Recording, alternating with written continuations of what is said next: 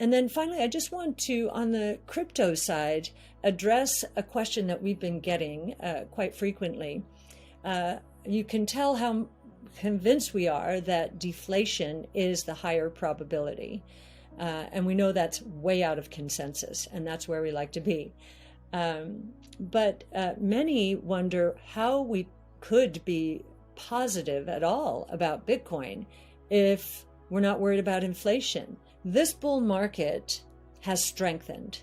It has deflected all kinds of bad news. The doubling in interest rates in the first quarter, the ARK leverage blow up in the ecosystem, which many thought could cause systemic problems.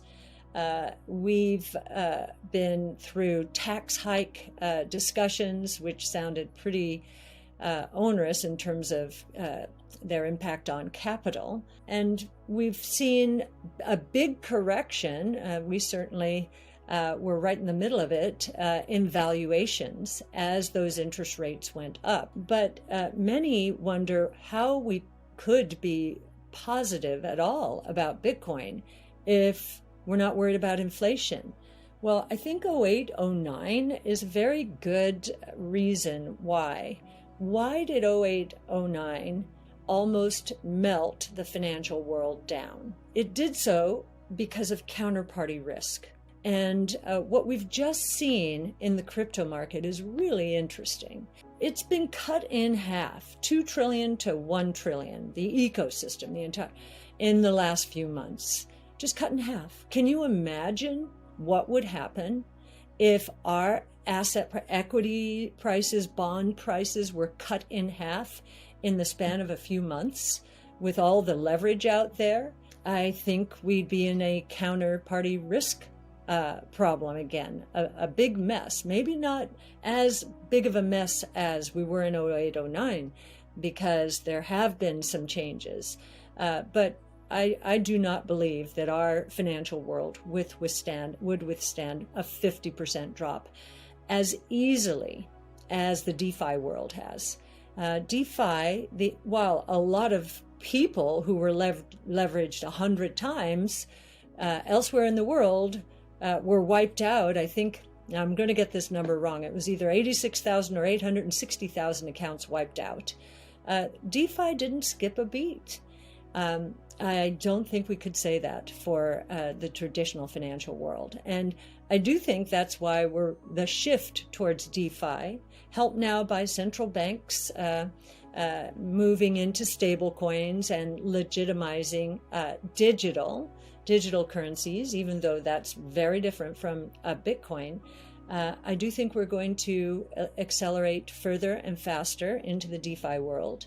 And that too is very exciting. And as you know, if Bitcoin's price on a trend basis, remember, we're still a triple since last September. We may have been cut in half, but we were still a triple since last. And if the price continues to move up, what does that mean? That means increased purchasing power, which is what deflation is. So very consistent with our view of the world. And now on to the markets. As we've said all year long, this bull market has strengthened. It has deflected all kinds of bad news. The doubling in interest rates in the first quarter, the ARK leverage blow up in the ecosystem, which many thought could cause systemic problems. We've been through tax hike discussions, which sounded pretty onerous in terms of their impact on capital. And we've seen a big correction. We certainly were right in the middle of it in valuations as those interest rates went up in the higher valuation side of the market, particularly if one is looking at valuations as of this year on this year's earnings. So we're very happy at the way the market has performed. It's up double digits, And we've seen now a shift, a rotation back from value as some of these prices have started to unwind, the commodity prices in particular, towards growth. But I think we're going to see toggling back and forth until some of the confusion that I'm discussing here dissipates. What's clear is profit growth right now has been or is explosive. I think for the second quarter, at an annual rate, the S&P is annualizing earnings at $220. So that's roughly 20 times, really effectively trailing earnings. And if we think earnings are going up, and we do, then the multiple looking forward is moving down into the mid to upper teens.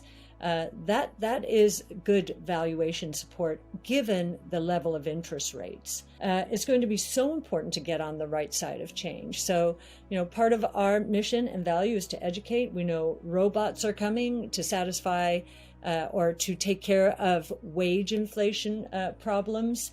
Today in our brainstorm, we're talking about robot picking strawberries.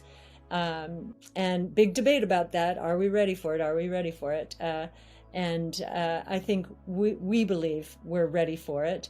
On the oil price side, the antidote to that, electric vehicles at an accelerated rate, almost a self-fulfilling prophecy if the oil price keeps going up. And just a little note for Tesla fans here. It was interesting to see in their sales, which I think were up 84% year over year, certainly taking share from the old world. If you looked at their press release, there was a very interesting picture. It was their semi-truck. Now, this press release had nothing to do with semi-trucks, and certainly not electric semi-trucks. And yet there it was. No explanation, just that there it was. And I do think it's because of some of the Too Simple and the Plus and the Aurora deals that are coming out. And Tesla's basically there just reminding everybody that, these companies think they have an autonomous truck business. Just you wait. And I was happy to see that, actually. And then finally, I just want to, on the crypto side, address a question that we've been getting quite frequently. You can tell how convinced we are that deflation is the higher probability. And we know that's way out of consensus, and that's where we like to be.